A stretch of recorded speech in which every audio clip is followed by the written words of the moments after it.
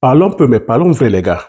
En matière de finances, il y a un montant prérequis que chacun d'entre nous devons avoir, c'est-à-dire que dans notre compte bancaire, avant, c'est-à-dire que de parler que d'enrichissement, de parler de prospérité, si vous voulez, c'est-à-dire que prospérer financièrement, si vous voulez créer des richesses générationnelles, il y a un montant de sécurité que chacun d'entre vous devez avoir. Ce montant de sécurité, je l'ai placé à 20 000 euros, 20 000 dollars. Je n'ai pas dit des 10 000, je n'ai pas dit 100 000, je n'ai pas dit 200 000, je n'ai pas dit 300 000, mais j'ai dit 20 000 dollars. C'est le montant de sécurité qui permet de bâtir la richesse. Est-ce que ce montant de sécurité te couvre la vie? Toi qui me regardes présentement, est-ce que tu as ce montant de sécurité?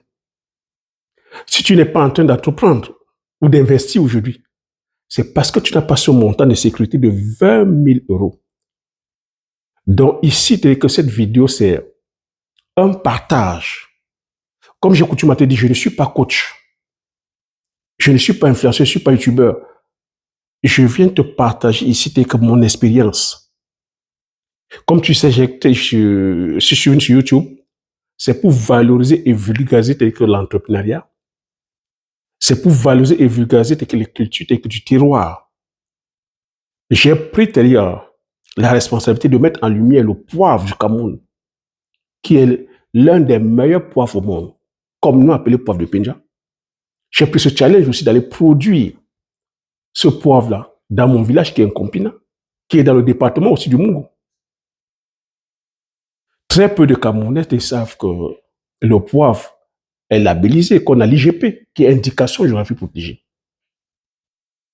Très peu d'Africains savent que le poivre, c'est la première épice la plus consommée au monde et c'est la troisième culture la plus rentable au monde. J'ai pris ce challenge-là. Mais c'est une épice aussi qui est non sans difficulté, qui a des challenges. Mais c'est parce que ça a des challenges que c'est rentable en fait. Mais c'est une épice aussi qui demande des moyens, qui demande de l'expertise, qui demande de la connaissance. C'est une épice qui est ultra consommée, mais méconnue que sur le plan de l'agronomie. C'est un challenge, hein? Je viens parler du bitacola, qui est la petite cola, la Garcinia cola, la cola nitida, la cola acuminata, de Njansan, du bitacola de Mpebe. Bref, je vous parle des cultures du terroir, du manioc, du macabou, du taro. Je vous parle ici des modèles tels que de culture, des techniques, des pratiques. Pourquoi est-ce qu'on se doit d'aller produire tel que local? Pourquoi est-ce qu'on se doit de valoriser nos semences? Oui, c'est des challenges. Hein. Lorsque j'ai pris ce challenge, honnêtement, je ne m'attendais pas à ce qu'on soit qu'il y ait autant de personnes. Merci pour vous qui vous abonnez. Mais je suis aussi conscient que entreprendre, c'est la clé du succès, c'est la clé de notre succès personnel. Je dis bien ici, entreprendre et investir, hein, c'est la clé de notre succès personnel. Et c'est même la clé aussi du développement de l'Afrique. Et en parlant du développement de l'Afrique, on ne peut pas dire qu'aujourd'hui, ne pas nous questionner de pourquoi l'Afrique, après 60 ans ou 70 ans d'indépendance, pourquoi nous ne sommes pas toujours développés. Tu as des sujets comme ça demande qu'on ait de la maturité, qu'on ait de l'honnêteté intellectuelle, de se questionner, qu'on ne soit pas sur les émotions. Donc, je reste toujours sur le sujet. Si on ne sait pas comment fonctionne l'argent, comment fonctionne l'économie, pourquoi est-ce que nous sommes en retard sur le plan du développement? Et quand j'entends ici par développement, c'est sur tous les plans, économiques, culturels, sur le plan de notre souveraineté alimentaire, industrielle, énergétique, sur les infrastructures, sur la science, la technologie, sur l'éducation, sur la santé. Pourquoi est-ce que nous sommes en retard? Alors que nous sommes immensément aidés. Chaque année, on nous parle des aides au développement. Ces aides aujourd'hui comptabilisées sont à 1 200 000 $. Je veux dire, pourtant pour moi, 1 200 000 $. 1 200 000 $. Qu'est-ce qui ne va pas? Qu'est-ce qui ne marche pas? Est-ce que tu dis que nous avons une culture entrepreneuriale? Qu'est-ce qui freine le développement en Afrique? C'est autant de questionnements. Mais tu ne peux que commencer à te questionner comme ça si tu as déjà, si tu as compris l'économie. Si tu as déjà mangé 3 fois, c'est-à-dire que si tu manges 3 fois par jour, parce que la réalité en Afrique, c'est que les gens lisent l'heure. On lit l'heure. Certains mangent 1 fois par jour. Quand tu manges que 1 fois par jour, est-ce que tu peux commencer à te permettre à philosopher, à te questionner? Parce que les gens sont dans la lecture de l'heure. Les gens font ce qu'ils peuvent pour vivre, pour manger. Les choses ne sont pas structurées. Les choses ne sont pas pensées. Rien n'est structuré. On est dans le qui-vive. Donc c'est pour cela que j'ai pris le temps de pouvoir analyser, de me dire avec 20 000 $, 20 000 $, 20 000 €, c'est l'épargne de sécurité. Je dis ici épargne. Mais combien t'as dit que d'entre nous épargnons? Donc peut-être avant d'aller plus loin, permets-moi de me présenter. Bonjour, bienvenue sur la chaîne. Si tu me découvres la première fois, je m'appelle Thierry Toukou. Sur cette chaîne, comme je t'ai dit, on parle d'agriculture, on parle d'élevage, on parle d'entrepreneuriat, on parle d'investissement. Pas à citer que d'élèvement, c'est-à-dire que de mindset. Parce que sans un bon mindset, hein, tu vois, on ne peut rien faire. Et le problème chez nous, c'est que c'est la mentalité. En Afrique, c'est la mentalité. On ne sait pas qui nous sommes, on ne maîtrise pas notre identité, on ne sait pas où on va, on ne sait pas la personne qu'on veut devenir. On confond les notions de richesse, on ne sait pas c'est quoi être riche et c'est quoi avoir de l'argent. C'est quoi avoir un revenu. Donc pour pouvoir déjà avoir cette épargne de 20 000 €, ça va demander d'avoir les notions d'éducation financière. Ça va demander que tu saches c'est quoi ta épargne. Ça va demander que tu saches c'est quoi un actif, c'est quoi un passif. Parce que quand je vais dire 20 000 €, tout de suite tu vas te dire mais 20 000 € c'est impossible. Mais 20 000 € Thierry, mais comment je vais faire pour pouvoir épargner 20 000 €? Mais 20 000 €, c'est une épargne de sécurité. Tout dépend de combien tu gagnes. Vous êtes nombreux ici à dire que vous gagnez 2 500 €. Vous gagnez 3 000 €. C'est une épargne qui va t'aider que sur un minimum 8 à 12 mois. Si tu es avec 3 000, avec 3 000 €, cette épargne, tu peux. Mais comment tu vas faire pour le faire? Ou pour la faire, en parlant d'épargne? Alors que nous sommes dans une société aujourd'hui de consommation. Une société qui pousse à la dette, qui pousse à aller prendre le crédit,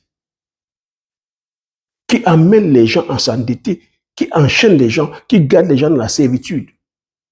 Donc tu comprends que le système a été savamment pensé pour maintenir la masse dans la servitude. Parce que la masse ne comprend pas les notions d'éducation financière.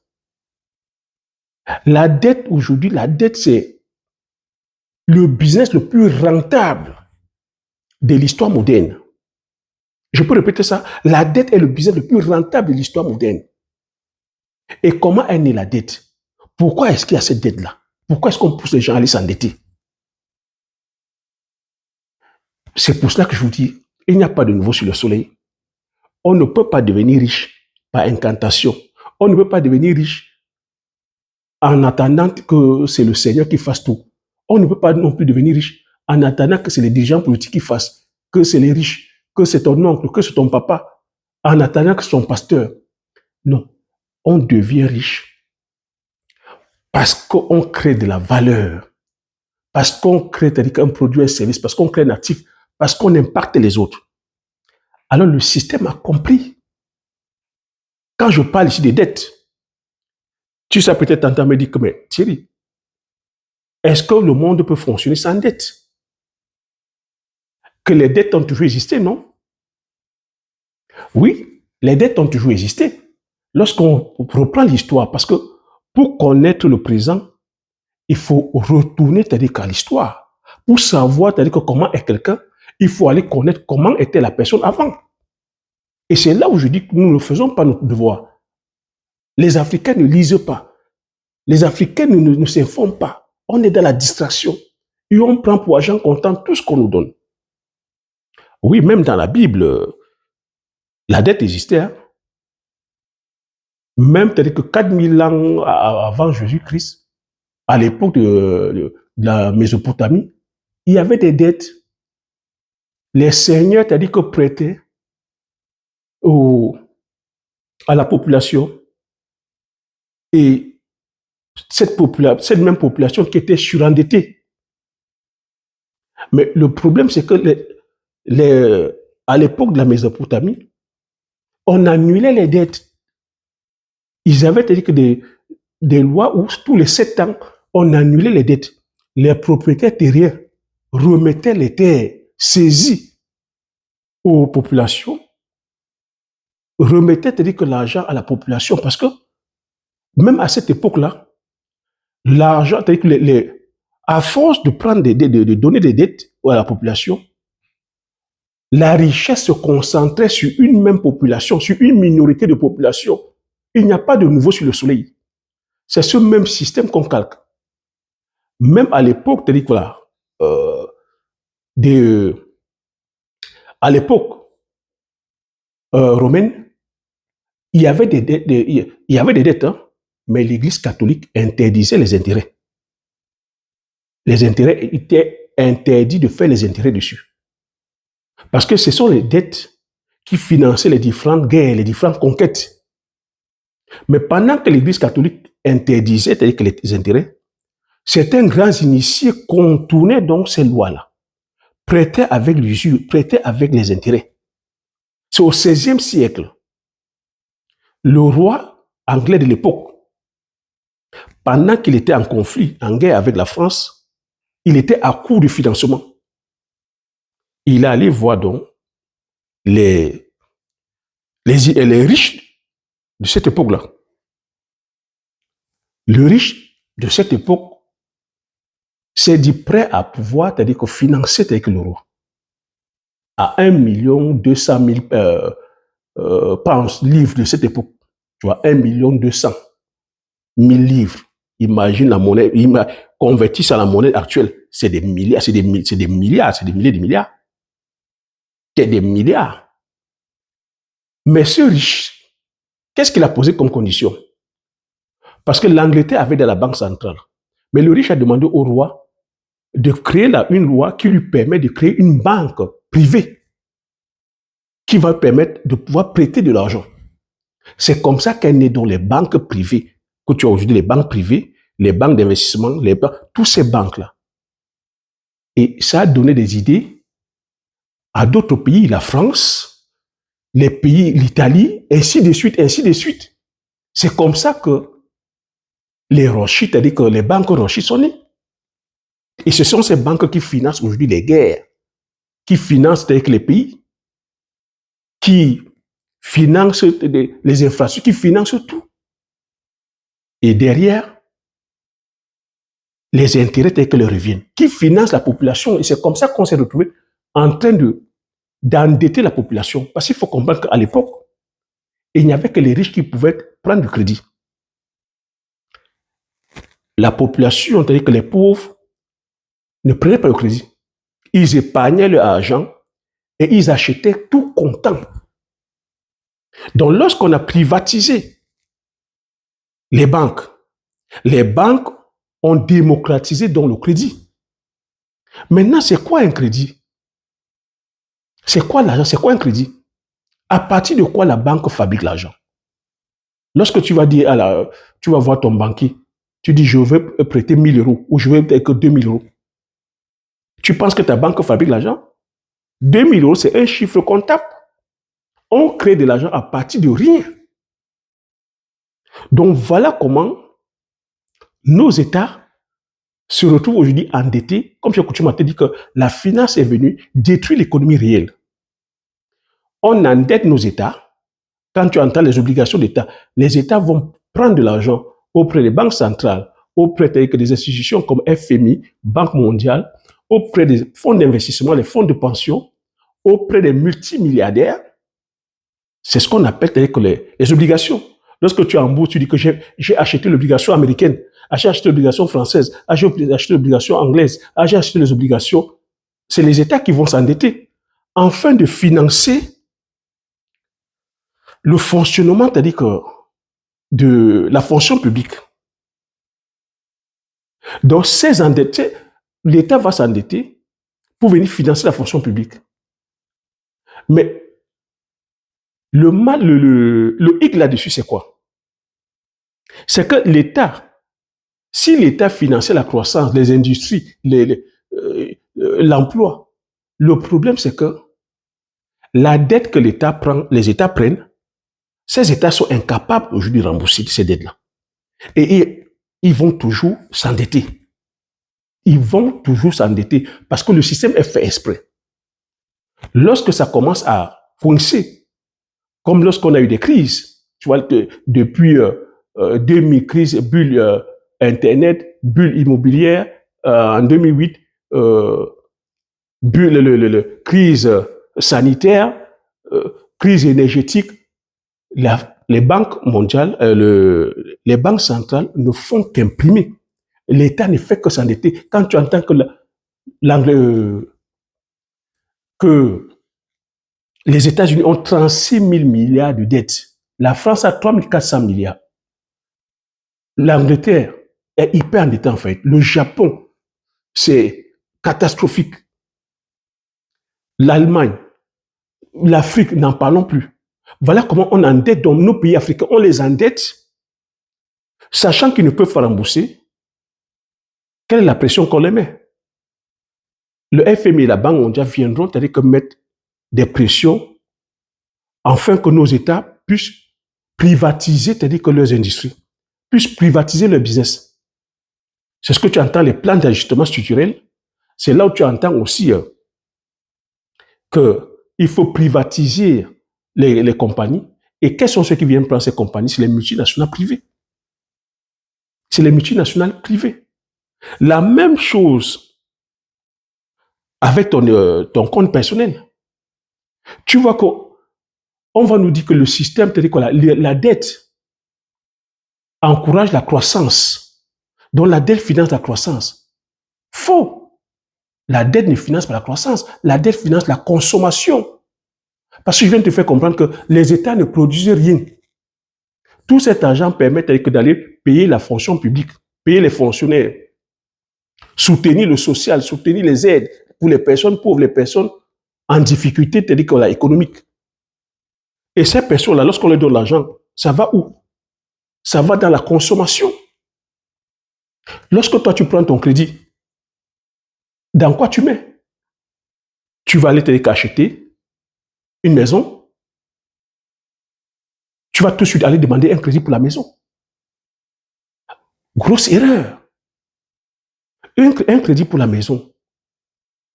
Voilà une dette que tu prends que tu comptes sur 20 ans. Des fois sur 25 ans. Des fois sur 30 ans. 30 ans, tu te retrouves enchaîné, esclave à payer une dette pendant que tu n'as même pas commencé encore à travailler. Que te voilà déjà enchaîné pour 20 ans. Dis-moi comment tu pourras quitter ton travail. Dis-moi comment tu pourras avoir l'audace d'avoir l'ambition, c'est-à-dire que de voir ailleurs. Quand tu as un crédit sur le dos, peut-être de 200 000 euros, de 300 000 euros, tu deviens l'esclave de ton patron. Tu deviens conviable. Tu deviens, c'est-à-dire que c'est honneur et fidélité, c'est la loyauté, c'est-à-dire qu'à vie. Et là, il fait ce qu'il veut parce que c'est que tu es tenu par le crédit. Il te tient aussi par le travail. Sans compter le crédit pour la voiture. Tu vas prendre un crédit pour la voiture. Tu vas prendre le crédit que pour l'aménagement de la maison. La télévision, la télé, les canapés, les chaises, les gazinières, le frigo. Tous ces gadgets-là Crédit pour un nouveau téléphone iPhone 17. Crédit pour voyager. Crédit pour aller acheter des vêtements de marque. Crédit pour pouvoir aller acheter les mèches. Crédit pour pouvoir aller acheter les sacs Lancel. Crédit pour aller voyager aussi en first class. Parce que oui, il faut aussi aller sniper ou aller mettre sur ton statut comme quoi tu as voyagé en first class. Crédit pour aller manger dans les grands restaurants. Crédit pour aller poser les bouteilles dans les maquis, dans les discothèques. Voilà crédit pour la consommation. Et tous ces crédits-là, ça avait les taux d'intérêt, des fois de 15%, de 20%. Donc tu vois comment tu prends 20% de ton épargne, de ta force de frappe que tu vas donner. Mais le système sait pertinemment que tu ne pourras pas rembourser. Même ton crédit maison, ça va être difficile. Pourquoi je dis que ça va être difficile?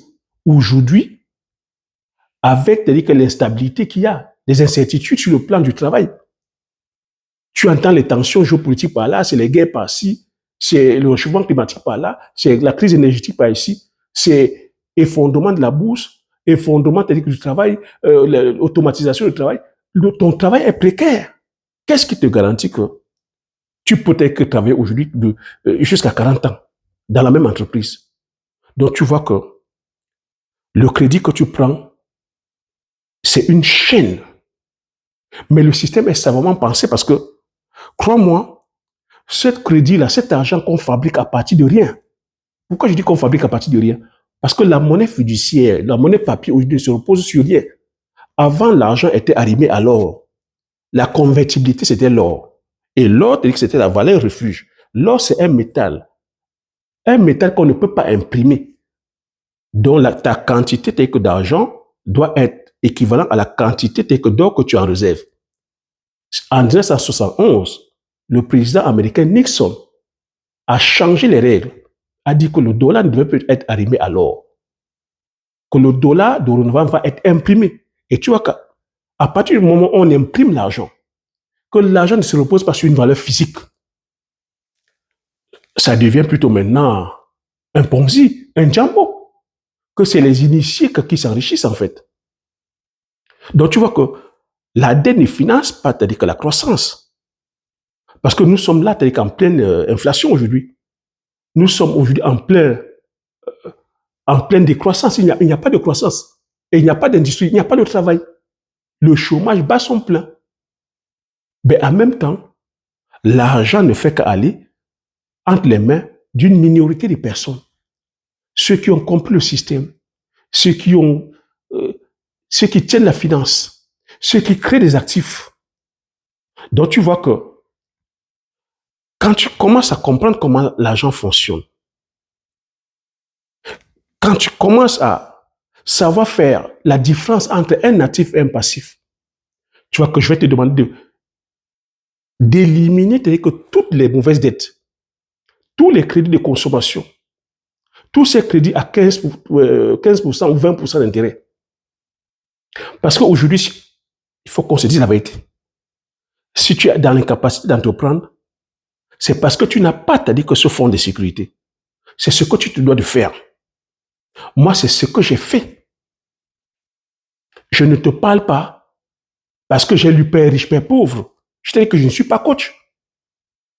Et que je n'ai pas vu un gourou ou un influenceur. Et que lorsque je me suis lancé quand, malheureusement, YouTube, même, c'est YouTube, il n'y avait pas de personnes parlant de business sur YouTube. Et tu vois que les spéculations que j'ai prises, personne t'a dit que ne les fait. Et ma façon, t'a dit que de passer l'enseignement, je suis dans la pédagogie. Et que les notions d'éducation financière, c'est depuis l'Afrique que je les ai eues. Je t'ai expliqué comment j'ai fait pour venir ici en Afrique. Pour venir ici, autant pour moi, ici en Occident. Il a fallu que j'épargne. Il a fallu que j'ai la discipline de l'épargne. Le salaire, le montant du salaire importe peu. C'est la stratégie qui importe. C'est les objectifs qui importent. C'est la vision qui importe. j'avais un petit salaire. J'ai commencé avec 50 000 francs. J'ai trouvé des personnes qui travaillaient dans la boîte depuis 10 ans, qui touchaient 50 000. Les pères de famille, les papas. Moi, j'avais cette fougue-là que j'étais jeune. J'étais insouciant. J'avais faim. J'ai dit non. Je mérite mieux. Mais j'avais aussi cette envie de travail. J'avais ce respect du travail. Jusqu'à maintenant, tout ce que je touche, je transforme en or. Je suis quelqu'un de discipliné. J'aime le travail. Et j'ai cette facilité-là que je sais m'adapter. Je suis arrivé, j'ai commencé à travailler, j'ai maîtrisé tous les postes. Il y a un poste qui n'était que tenu par papa, un des collègues, un ancien qui était là depuis 15 ans. Lorsque cet ancien est parti, parce que dans la boîte dans laquelle je travaillais, c'était tenu par un Italien. Au Cameroun, il renvoyait comme il respirait. On l'appelait Monsieur le Lion. On l'appelait le Lion. Tout le monde avait peur de lui. Vraiment, prends la peine d'écouter, prends la peine de m'écouter. Ces enseignements, tu n'attendras nulle part. Ce n'est pas écrit dans les livres. C'est mon histoire. Et si tu veux avancer, si tu veux grandir, peu importe ton âge, si tu penses que mon parcours t'inspire, voilà comment est-ce que j'ai fait. Je ne peux pas te le dire autrement. Te vendre cette histoire, je ne sais pas combien je te le vendrai, mais c'est ma part de contribution. Je ne suis pas ici en train de courir après la gloire. Je ne suis pas venu sur YouTube pour être célèbre. Je ne suis même pas venu sur YouTube parce que je voulais gagner de l'argent par rapport aux vues. Je vous ai dit que je ne connaissais même pas que YouTube payait par rapport aux vues. C'est pour ça que vous voyez, je diffuse de façon authentique. Mais je suis venu valoriser, c'est-à-dire quoi, la culture, c'est-à-dire que l'entrepreneuriat. Je suis venu valoriser nos produits du terroir.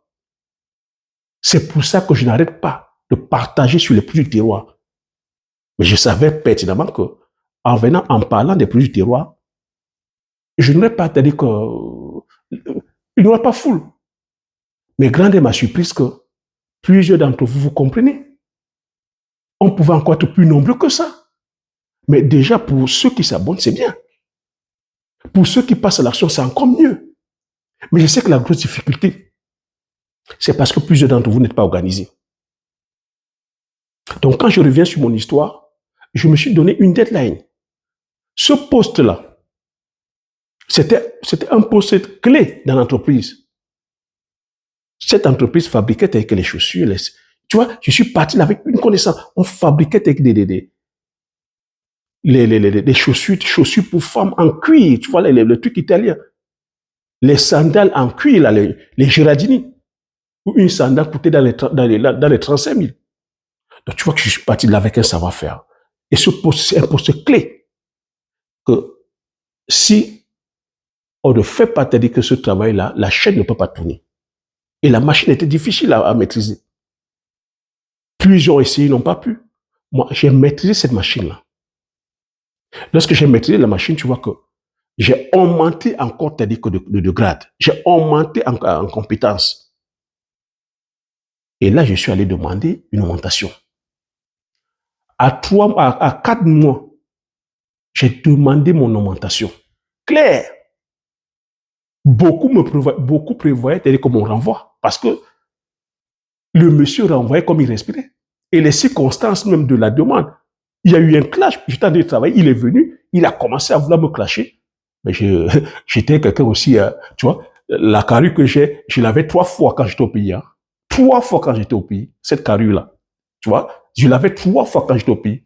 J'ai regardé, je lui ai dit, mais attends, tu rigoles quoi? Je suis chez moi, tu viens taper le pied. J'ai regardé, tu tapes le pied. Je suis en train de bosser. C'était un clash. Quand il m'a invité dans son bureau, tout le monde pensait que j'étais renvoyé. Je suis arrivé là-bas, il me dit, mais vous voulez me taper? Je dis, mais donnez-moi la raison pour que je vous tape. Et maintenant, j'ai demandé mon augmentation. Il m'a augmenté, j'ai eu ce poste, il m'a encore surclassé. J'avais la responsabilité de gérer le stock. Tout ce qui entrait et tout ce qui sortait comme produit fini, c'est moi qui j'avais cette responsabilité-là. Est-ce que tu peux comprendre ça? Est-ce que tu comprends que c'est en prenant le risque qu'on gagne? J'ai trouvé que des personnes qui étaient là depuis 10 ans, 15 ans, avec 50 000. Travailler dans des conditions terribles. Mais moi, je suis arrivé avec ma fougue, la jeunesse, l'audace. Je mettais le masque, parce que quand il fallait cadrer les chaussures, il y avait la poussière, il y avait la colle. Moi, je suis venu, j'avais le masque. Il m'a remarqué avec ça. Il ne fournissait pas les protections. J'ai trouvé des gens qui travaillaient dedans. On a eu des collègues qui sont... J'ai eu un collègue qui est hein, je vais être malin là aujourd'hui avec, tu vois, c'est tout là, qui est parti. Parce que lui, il était dans le secteur de la teinture, sans masque. Moi, je suis venu, je suis allé voir mon oncle. On m'a fourni les masques. Je travaillais avec le masque. Il a vu ça. Il m'a rappelé ça lors de l'entretien. Je dis, bien sûr, monsieur. Je viens avec mon masque parce que nous travaillons dans des conditions pas sécures. On respire la poussière, on respire la colle, on respire la teinture. Ils ne sont pas bêtes. Il a compris. C'est qu'on se doit d'avoir l'audace, on se doit de raisonner, de les questionner, de les bousculer.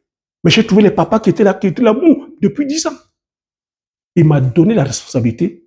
Ma paye a augmenté. Je suis passé à 150 000. 150 000. Je me suis discipliné. J'avais mon studio à payer. Je payais le taxi pour aller à quoi travailler. Tu vois, j'avais les charges, mais je me suis discipliné. Je me suis donné 2 ans. J'ai épargné. Et voilà l'histoire. Je suis arrivé ici. Donc, c'est l'épargne. J'avais déjà la notion de l'éducation financière, de l'épargne. Je savais me fixer les objectifs. Donc, tu comprends que si tu veux gagner maintenant plus, c'est d'augmenter en compétences. Tu comprends que le salaire, le revenu, ne peut pas te rendre riche. Le revenu en lui seul ne peut pas te rendre riche.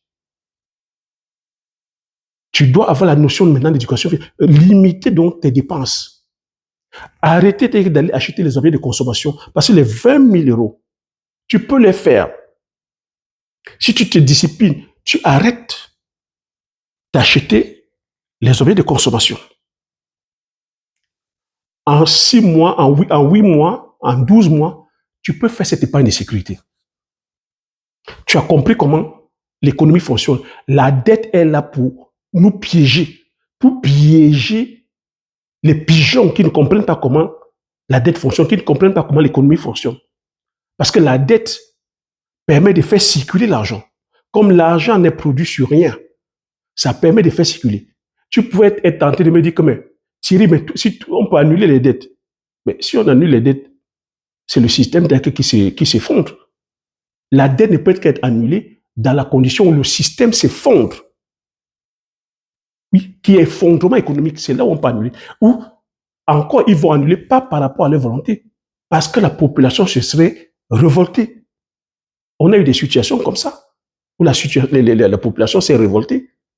Et on a annulé dans des conditions exceptionnelles, ne dépendant pas des élites qui contrôlent le système. Parce que il faut toujours perpétuellement te dire que les États s'endettent. Donc, quand les États s'endettent maintenant, qui c'est qui paye cette dette-là? C'est le peuple qui paye la dette. C'est le peuple qui paye la dette quand il y a les différentes crises, les différents effondrements. Le peuple paye la dette comment? Avec les impôts qu'on nous prélève. Donc, tu comprends maintenant que la dette, elle est publique. Donc, c'est le contribuable qui paye la dette.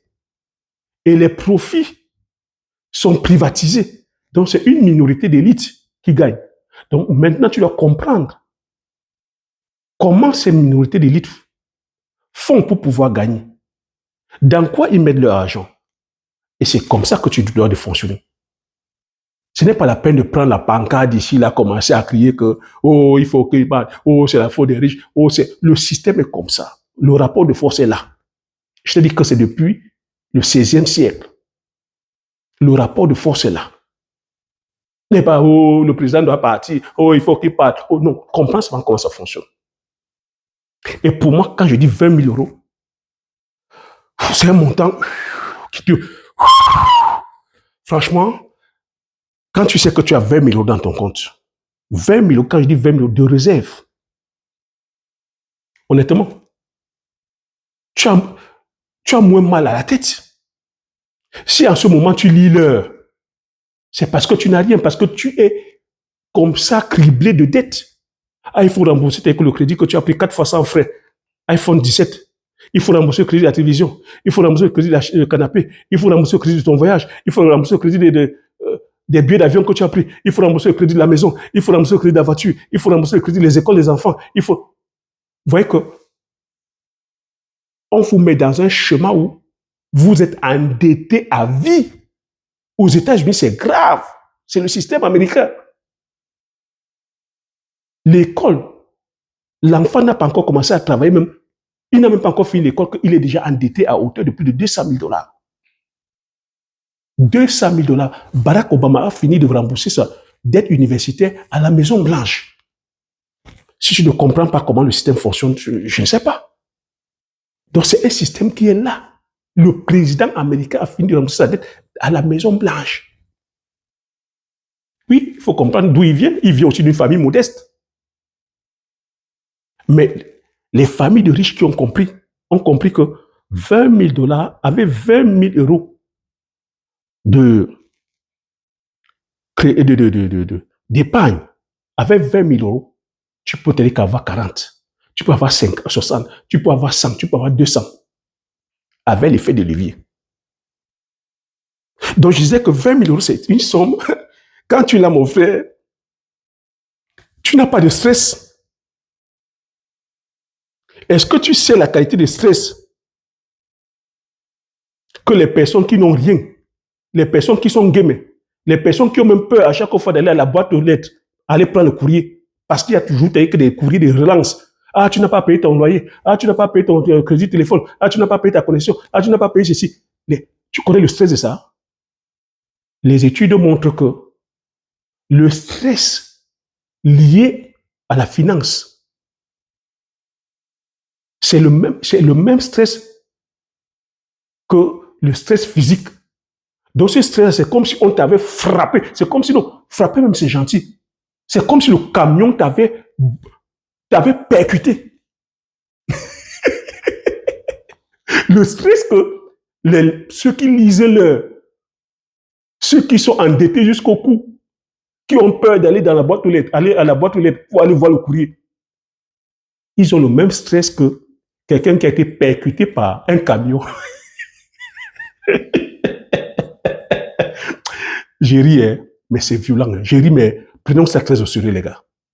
C'est ce que nous vivons. Donc, quand tu n'as donc pas cette épargne de sécurité, c'est ce stress-là que tu vis. Tu ne peux pas. Quand on te présente des opportunités, tu ne peux pas saisir les opportunités. Aller maintenant saisir une opportunité comme aller te lancer ton champ de poivrier, tu vois que tu ne peux pas.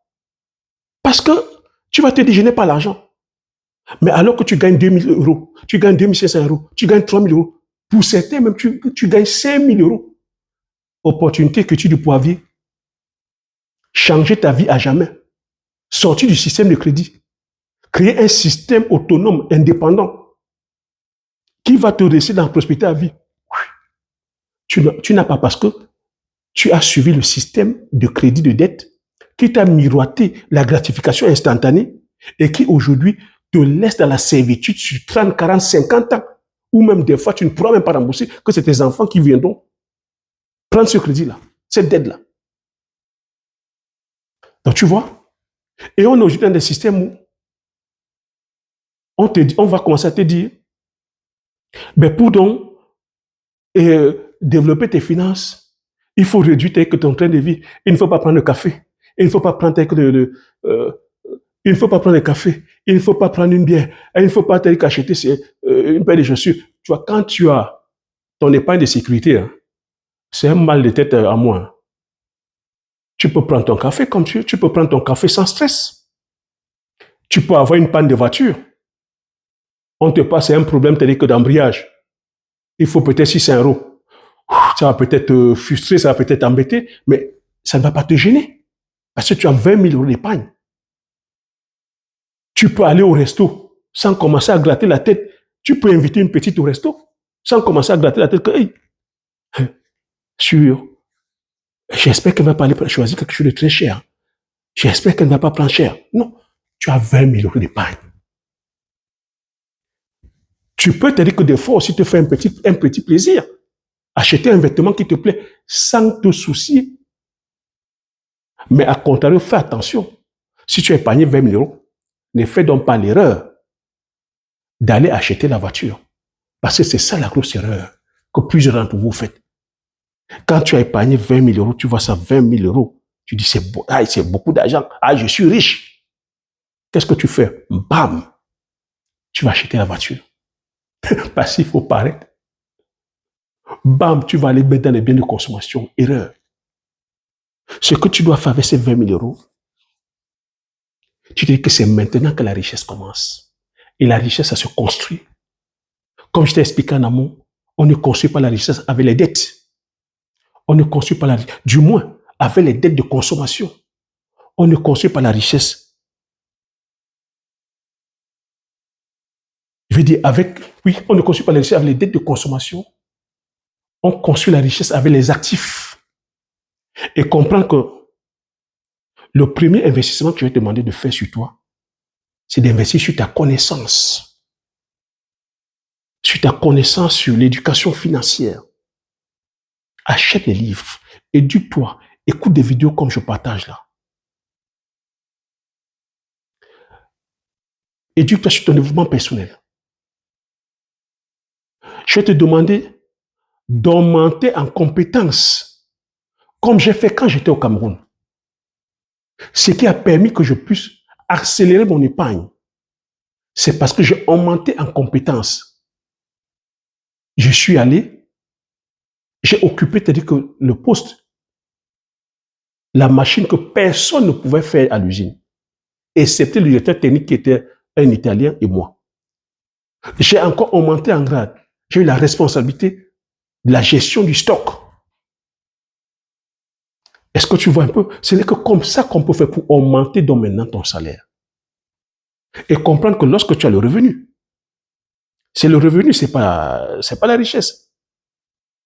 Le revenu maintenant, la richesse, c'est ce qui te reste. Et ce que tu fais de ces richesses-là. Donc, quand tu as augmenté maintenant en grade et que tu es passé, par exemple, de 2 000 euros à 3 000 ou de 3 000 à 4 000, tu fais cette épargne-là. Tu commences à penser maintenant à entreprendre ou à investir.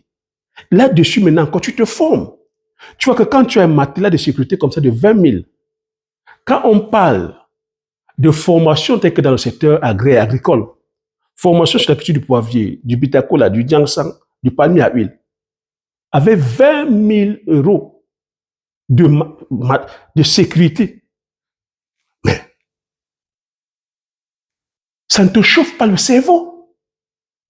Au contraire, tu sais que c'est un investissement que tu fais sur toi, c'est de la richesse. Et c'est ce que j'appelle encore un actif invisible. Un actif invisible, un actif qu'on ne peut pas te retirer, même quand il y a effondrement. Parce que quand il y a effondrement, attention, je t'ai dit 20 000 euros, il ne faut pas aller au-delà. Quand il y a effondrement, avec l'inflation, ton argent là, tu peux perdre. Donc, ça peut perdre en pouvoir d'achat. Donc, c'est pour cela qu'il faut être très malin.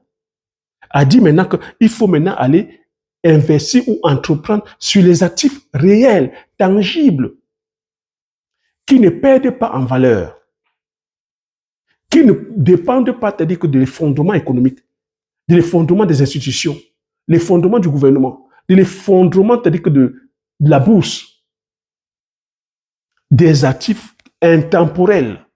Et c'est pour ça que je vous parle ici d'agriculture, en fait. C'est stratégique. Je sais que plusieurs d'entre vous voulez entreprendre dans cette agricole. Il y a manque de connaissances, manque de moyens, manque de finances. Voilà les deux leviers qui vous bloquent. Mais on n'arrive pas là par stratégie, en fait. Tu ne peux pas comme ça te lever, dire que tu vas prendre le crédit pour aller investir. Négatif, et dire non. Tu ne peux pas aujourd'hui être hyper endetté. Tu dis que tu vas encore aller t'endetter pour pouvoir investir. Et des fois, tu vas investir alors que tu ne comprends pas le business. Et l'erreur que je suis en train de voir, c'est que plusieurs d'entre vous, vous fuyez la douleur. Parce que vous voulez chercher des business faciles et rapides. Et vous avez là, c'est-à-dire que sur la toile, partout, des personnes qui sont là à vous vendre le rêve, à vous vendre la facilité. Alors vous pensez que en allant investir dans tel, c'est facile, il n'y a pas de douleur, on peut s'enrichir.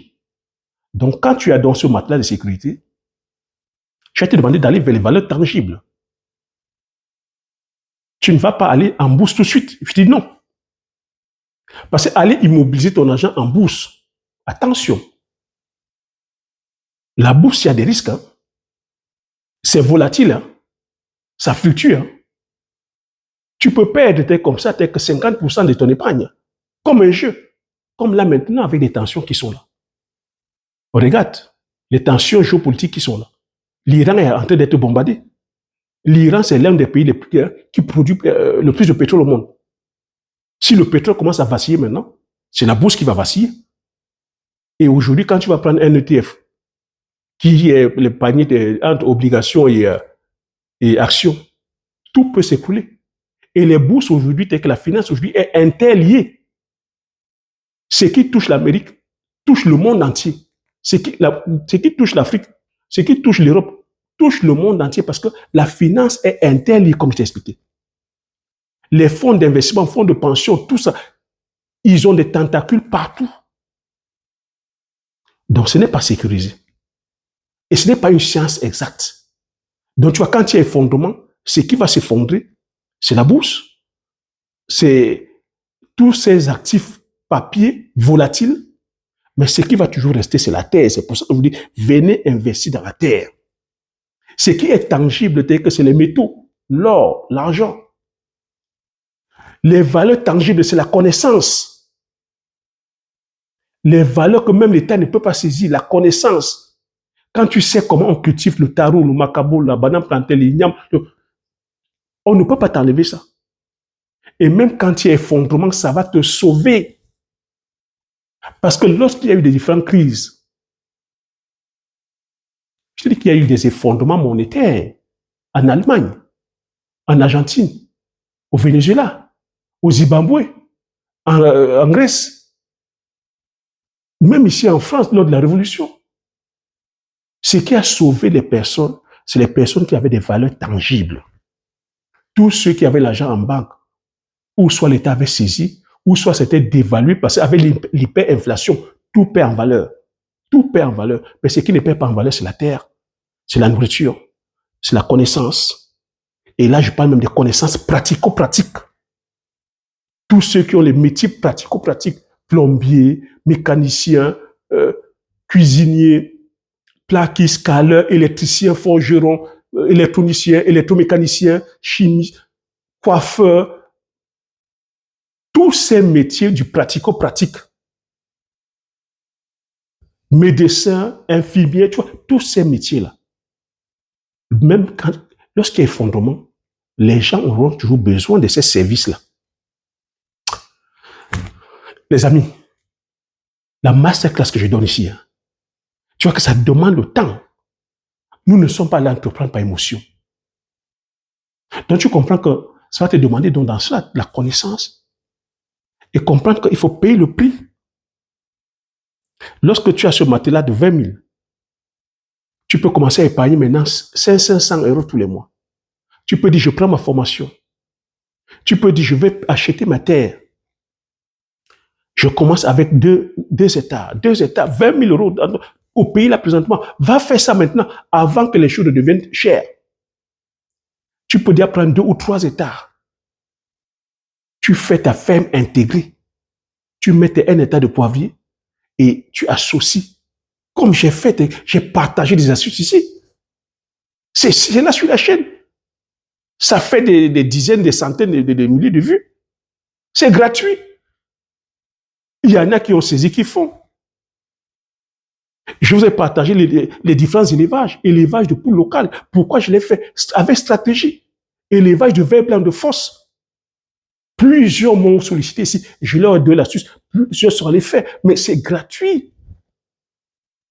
Pourquoi je donne cette stratégie? Parce qu'aujourd'hui, nos États ne nous accompagnent pas sur le plan entrepreneuriale. Si l'Afrique a encore aujourd'hui été pauvre et endettée, alors que nous sommes financés, c'est parce que nous ne sommes pas structurés. Au sortir, c'est-à-dire que des indépendances, on n'avait rien. On a hérité d'une administration coloniale destinée uniquement à l'extraction, c'est-à-dire que de nos matières premières. Et c'est ce système qui continue jusqu'à maintenant. On n'avait pas une population éduquée, formée. On n'avait pas les industries. Il n'y avait pas d'infrastructure. Il n'y a pas une justice. C'est ce qu'on déplore jusqu'à maintenant. Est-ce qu'il y a une justice comme ça, impartiale? Est-ce qu'on a que des institutions solides? Vous voyez que dans nos pays, il y a toujours de la déstabilisation. Tu peux te poser la question, pourquoi?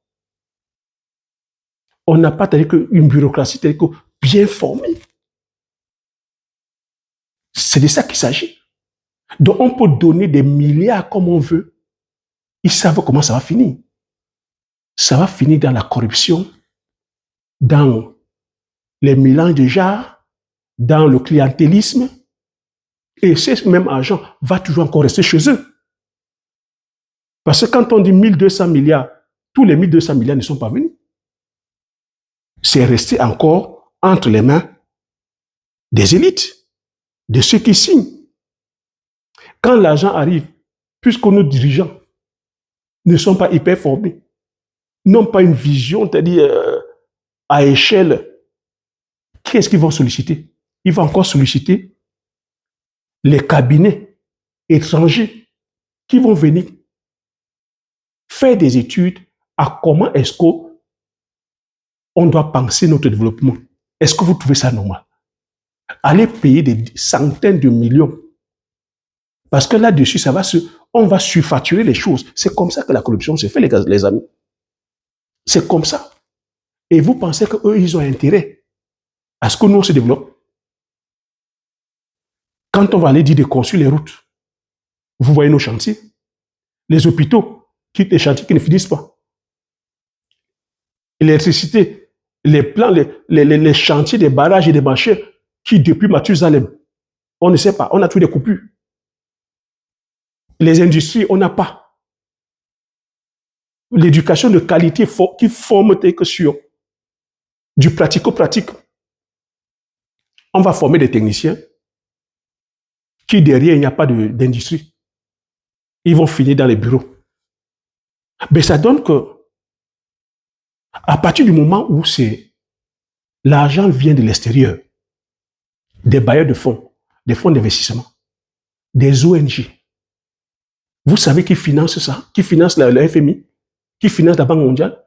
Qui finance l'OMS? Qui finance, c'est-à-dire que l'OMC? Qui finance, c'est-à-dire que l'UNESCO? Les grands donateurs, c'est l'Amérique.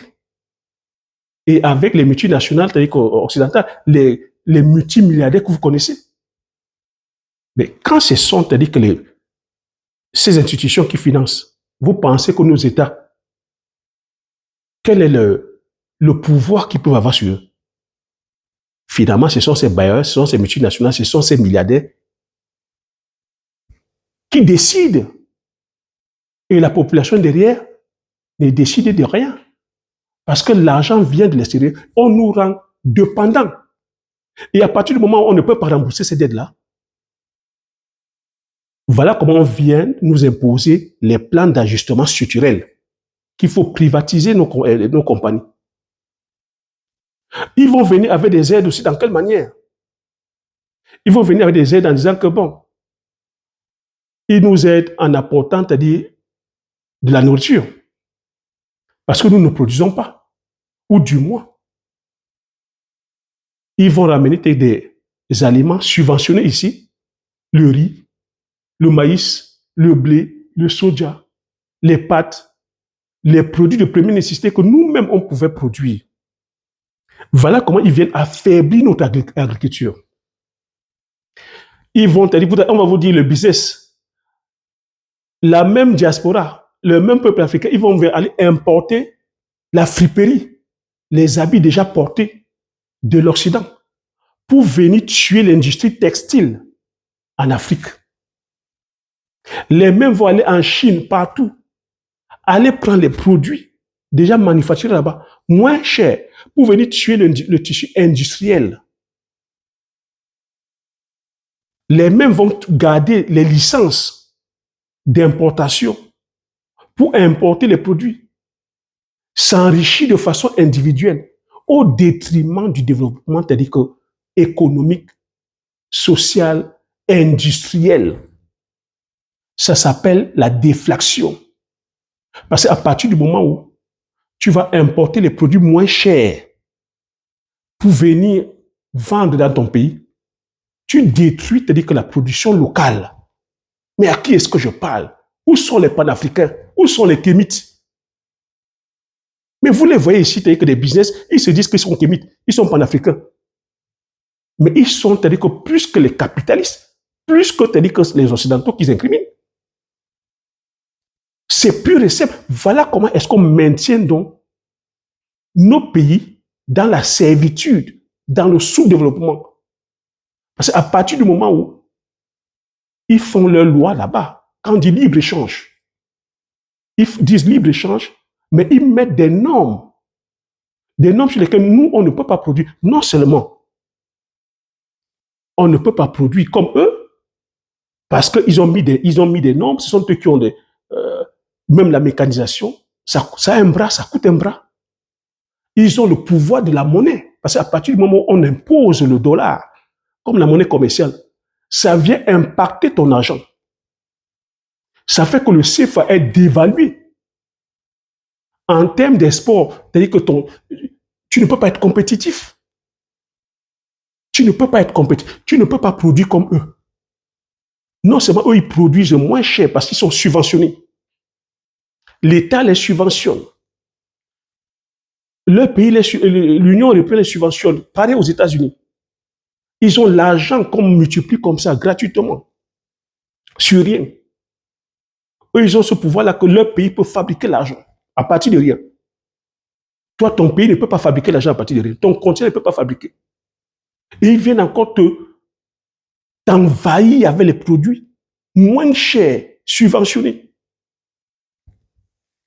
Pourquoi vous voulez qu'on soit en train d'entreprendre? Comment vous pensez qu'on peut compétir contre eux? Alors que nous sommes dans un monde aujourd'hui de compétitivité. On parle de compétitivité, on parle de productivité. Comment? Les amis, si vous n'avez pas compris ça, tu vas venir, je vais dire, j'ai fait un élevage de poulets de chair, tu viens faire 200 poulets. L'autre fait 200 000 poulets. Par banque, 200 000. C'est pour ça que je suis venu vous dire que vous vous amusez. Il fait 200 000 et ils ont 5 000 hectares de maïs, de blé, de soja. Toi, tu fais même 200 poulets. Trouver le maïs, c'est-à-dire que c'est les yeux de la tête. Tu dois encore importer le maïs. Tu dois importer le blé. Tu dois importer le soja. Tu dois importer ces minéraux. Tu dois importer le poussin. Tu dois importer les vitamines. Tu dois importer même la connaissance. Et tu veux les compétir. Tu penses être compétitif. C'est volatile. Ça demande le courage. Ça demande de comprendre le business. Beaucoup sont allés faire. Ils sont cassés la gueule. C'est pour ça que je vous demande qu'on ait produits locaux. De commencer petit, mais de viser grand. De développer notre science, notre technologie. Travailler sur nos semences. Travailler sur la production, c'est-à-dire que de nos races, c'est-à-dire que l'espèce animale. Avoir une économie propre à nous. Avoir un marché propre à nous. Parce que quand on dit libre-échange, la vérité, c'est que les économies ne sont pas ouvertes. On ne peut pas exporter nos produits comme eux, ils ramènent chez nous. Parce qu'ils ont toujours dit que des lois protectionnistes. La taxe douanière qu'on a mis là, c'est une loi protectionniste. Mais est-ce que ton pays peut faire ça? L'OMC va arriver tout de suite pour te donner les sanctions. Comme j'ai dit, les forts font ce qu'ils veulent. Les forts et les riches font ce qu'ils veulent. Les pauvres et les faibles font ce qu'ils peuvent. Donc ça demande la stratégie. Tu comprends comment nous sommes maintenus dans ce système de dettes, d'aides qui nous maintiennent dans la servitude. Donc, si nos États ne sont pas stratèges aujourd'hui, de commencer, c'est-à-dire qu'eux-mêmes apprendre, chercher leur autonomie, solidifier, c'est-à-dire que leur institution, solidifier leur juridiction, à plus de transparence, à plus de travail, à plus d'honnêteté, à limiter, c'est-à-dire que la corruption, à limiter le clientélisme, à encourager, à favoriser que l'entrepreneuriat et l'investissement, à accompagner, c'est-à-dire que les entrepreneurs, à financer, à mettre les infrastructures, à créer que des pôles de recherche et développement sur la science, la technologie, à développer les écoles scientifiques et technologiques. Ça relève du pouvoir, c'est-à-dire que des dirigeants. Et nous aussi, en tant que population, on se doit, c'est-à-dire que d'aller vers l'entrepreneuriat, vers l'investissement, vers les valeurs réelles, concrètes. Pas le bayam selam. Le bayam selam vient créer la déflation. Ça vient détruire le tissu économique. Ça vient détruire avec la créativité. Et ça nous rend dépendants. Donc, si on veut voir l'Afrique se développer, on se doit, c'est-à-dire que de se couper de la dépendance des aides. On se doit de se couper de la dépendance des consommations de produits venant de l'extérieur. On se doit de commencer à produire, à créer nous-mêmes, afin de créer la richesse, c'est-à-dire locale. Je prends assez de temps comme ça pour qu'on comprenne. On se doit de quitter que l'argent facile, l'argent rapide. L'argent facile, l'argent rapide, tu vois que toi, tu n'as que l'argent. Et je vais te faire comprendre que l'argent est produit à partir de rien. L'argent, c'est le papier. Ce papier est basé sur la confiance. La confiance de celui qui détient ça. Le dollar est fort aujourd'hui parce que l'Amérique, c'est une puissance. Elle impose sa puissance par tous les moyens. Militaire, économique, scientifique, surtout. Mais ça ne se repose sur rien. À partir du moment où la confiance commence à s'effriter, comme là maintenant, où elle est presque partout, où certains commencent à s'étouffer, d'autres aussi veulent se faire remarquer. On commence à commercer déjà avec d'autres monnaies, le yuan, la Russie qui commerce avec sa monnaie, l'Arabie Saoudite qui commence à acheter le pétrole avec la monnaie chinoise, et la monnaie russe. Donc on commence à se détourner du dollar. C'est pour ça que l'Amérique bombe le torse. Donc tu vois que l'argent, ce n'est que le papier. Et si on dit aujourd'hui qu'on ne veut plus le dollar, l'argent perd en valeur, c'est les fondements économiques, c'est les fondements d'un système. Donc c'est pour cela qu'il faut être sur des valeurs tangibles. Toi qui avais investi en bourse, toi qui avais fait des investissements papier, tu perds tout. Alors que la personne qui allait être investie sur les valeurs réelles, l'agriculture, l'élevage, tu as la terre, les métaux, la connaissance, les métiers pratico-pratiques, du savoir-faire et du savoir-faire faire. On ne perd pas, tu ne perds pas ça. Hein. Tout peut se fondre, mais tu ne perds pas. Et l'État ne peut pas saisir ça. Mais alors que si tu laisses ton argent en banque, quand il y a un fondement, l'État peut saisir. Effort national, l'État saisit. L'inflation peut couper sa part. La banque peut s'effondrer, peut faire faillite. Tu perds tout. Ce que je donne ici, franchement, tu vois, voilà comment ça fonctionne. À partir de 20 000 euros, donc tu vois, comment tu peux te bâtir un empire. Comment, à partir de 20 000 euros d'épargne, de sécurité, tu bâtis un empire. Un état de poivrée peut te donner comme ça 2, 3, 4, 5, 6. Quand tu sais ce qu'un état te donne, tu bâtis un empire à vie. À partir de 20 000 euros, tu peux te retrouver en train de bâtir un empire, en train de produire sur 100 hectares de palmiers à huile. Tu peux faire que 10 hectares de bitacola, 20 hectares de jansan. Tu peux faire 100 hectares de manioc. Ça se pense tout ça, ça se pense. Et sans émotion. Dans la lucidité, la froideur, la rationalité. Tu comprends comment, t'as dit que ces élites-là, comment ces riches fonctionnent. Comprendre que la richesse ne s'évapore pas. Quand on dit effondrement, la richesse ne s'évapore pas, mais ça se transfère. Quand tu comprends que les riches ont vendu leurs actions papier pour aller acheter les terres, Bill Gates a 110 000 hectares. Warren Buffett a retiré que 300 000 dollars, 300 milliards de dollars pour aller acheter les actifs tangibles, papier, les entreprises ultra rentables, sûres, dans le pétrole, dans le gaz, dans les énergies. Tu n'as qu'à comprendre comment ils fonctionnent. Pendant que les pigeons sont dans l'euphorie, en train de dire que hey, cette action est montée, action Tesla est montée, action Nvidia est montée, action... Eux, ils ont compris que ces actions-là, ce sont des valorisations gonflées. On va te dire, les multimilliardaires, les riches fonctionnent à crédit. Eux, ils ont compris comment le crédit fonctionne. Ils prennent le crédit pour construire des actifs, pour monter des sociétés cotées en bourse. Ils vont prendre le crédit pour aller acheter leurs actions, gonfler la valorisation des actions. Et les pigeons viendront acheter ces actions-là.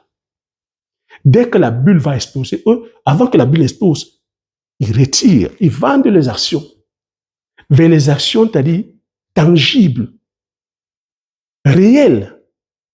Ils ont de la liquidité. Pendant que ça va péter, les mêmes pigeons vont commencer à paniquer qu'ils veulent vendre. C'est les mêmes qui viendront encore acheter les actions. C'est vieux comme le monde. Mais il n'y a que les initiés qui peuvent comprendre ça.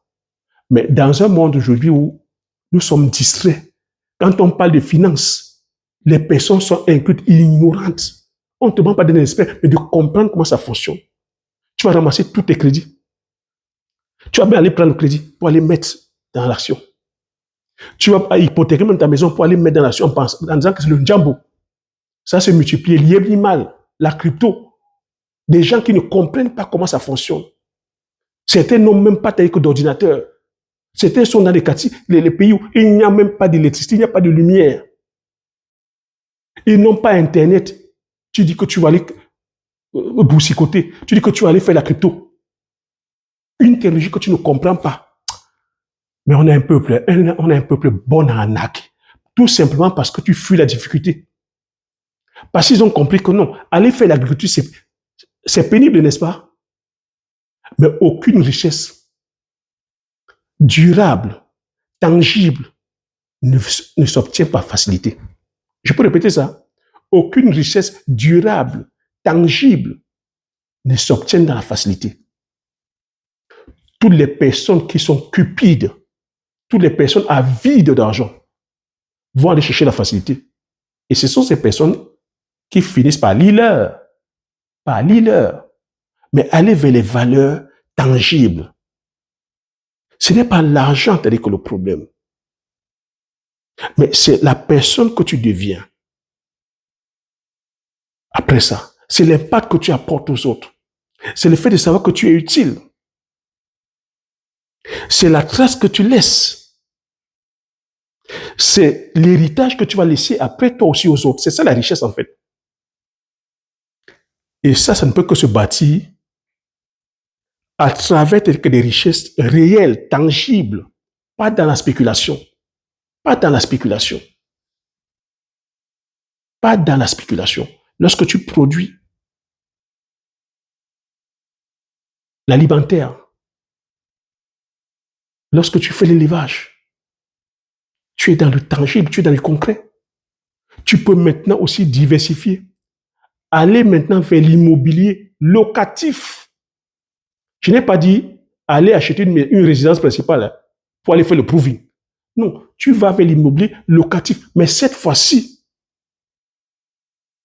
une fois que tu as déjà mis tes actifs de sécurité, c'est de comprendre comment le crédit fonctionne. Sinon, tu finiras esclave du système. Esclave du système. Tu ne sauras pas comment où mettre la tête. Tu vas commencer à travailler pour eux tous les jours, jusqu'à ta fin. Voilà ce que je voulais partager concernant les stratégies d'enrichissement. J'attends ton avis dans les commentaires. Abonne-toi si tu n'es pas encore abonné. Regarde sous la barre de description de cette vidéo là, tu cliques sur le lien. Je dis que forme-toi. La première des richesses, c'est la connaissance, la formation. Éduque-toi. Augmente en compétences. Crée tes actifs. Crée les actifs tangibles, réels. Ne va pas vers les passifs. Ne dépense pas ton argent sur ce qui ne peut pas te rapporter de l'argent. Si tu veux prendre une dette, il faut savoir que ce que tu veux aller acheter, ce que tu vas acheter doit te rapporter de l'argent. Alors si tu vas aller prendre la dette pour acheter la voiture, surtout une voiture pour conduire, c'est un crime. C'est un crime. Tu prends une dette pour aller acheter un téléviseur, tu dis que c'est un crime. Tu prends une dette pour aller acheter des canapés, c'est un crime. Ça ne te rapporte pas les sous. Et c'est des crédits qui sont là avec 15-20% d'intérêt. Donc applique ça, tu verras comment, à partir du moment où tu auras que 20 000 dollars en termes de matelas de sécurité, mon gars, tu seras à l'aise. Tu seras à l'aise. À l'aise. Les idées vont te venir à foison. C'est toi qui viens me voir ici comme Thierry, je vais faire la culture du poivrier. Ah, Thierry, je vais me lancer. Thierry, je vais me former. Thierry, qu'est-ce que tu me donnes? Thierry, quelles sont les opportunités? Parce que quand tu as ce matelas de sécurité là, tu pètes à l'imagination. Les idées te viennent à foison. Ce sont les liseurs d'heures. Tu ne peux pas te dire que déborder d'imagination quand tu sais que tu dois, quand tu sais que tu as du crédit. Quand tu sais que tu es bombardé de crédit, mon ami, il y a un stress que tu viens. Tu ne peux pas. L'imagination manque. Et je t'ai dit que la richesse, c'est l'imagination. La richesse, c'est là, l'imagination. Imagine aussi, on t'a déjà enchaîné comme ça, de dettes. Voilà comment on maintient la masse dans la servitude. Je peux rester comme ça des heures et des heures. Prends déjà ça. Et il n'y a que les connaisseurs qui vont comprendre ça. Malheureusement, je ne peux pas faire cet effort à ta place. Je peux te donner cette connaissance. Mais ce qui va rester, c'est à toi d'appliquer. Est-ce que tu pourras te dire que supporter la pression sociale qui est là, vouloir que tu prouves, qui est là, vouloir que toi aussi tu montres, que tu paraisses, qui est là, vouloir que tu veux qu'on t'applaudisse alors que tu n'as même pas encore commencé, qui est là, vouloir que tu fasses le proving, montrer que tu as la voiture, montrer que tu as une belle maison, montrer que toi aussi tu voyages en première classe. Ça, je ne peux pas faire ça à ta place. Ça, je peux te donner ça. Maintenant, c'est à toi d'appliquer. C'est à toi d'appliquer. Et c'est là où le bas blesse. J'espère que tu seras assez intelligent. Tu as cette grandeur-là d'appliquer parce que le pouvoir t'incombe. La responsabilité t'incombe. Le choix d'être riche ou de finir pauvre, ça t'incombe. C'est de ta responsabilité. Maintenant que tu sais, la balle est dans ton camp. Je te dis merci. À la prochaine vidéo.